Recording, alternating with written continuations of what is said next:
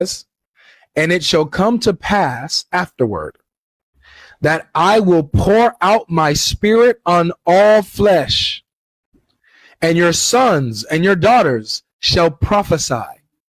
Your old men shall dream dreams. Your young men shall see visions.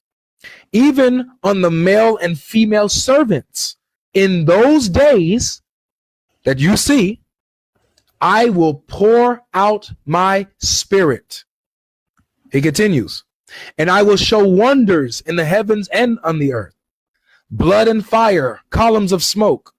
The sun shall be turned to darkness, the moon to blood, before the great and awesome day of the Lord comes. And it shall come to pass that whoever calls on the name of Yahweh shall be saved.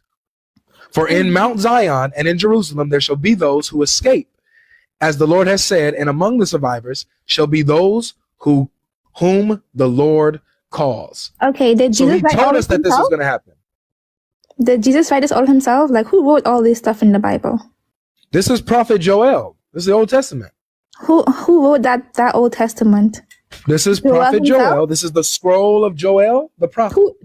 Joel, the prophet, he wrote this himself. Yes.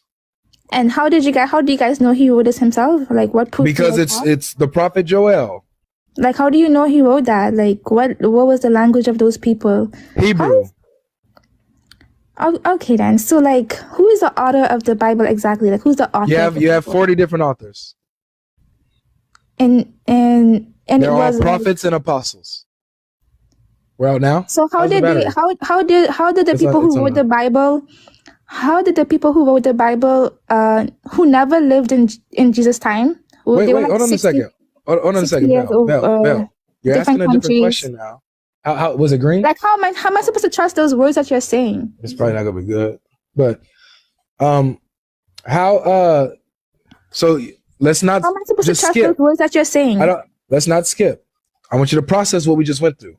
So do you see how in the Old Testament it was already prophesied that this would happen, right? How do I know that what you're saying is authentic? How do I know? Well, you tell me. How is it? Let's say, is it possible for something unauthentic to be able to accurately prophesy the Spirit of God being poured out on believers to where they're giving gifts and prophesying and giving gifts of tongues and gifts of miracles and stuff like that?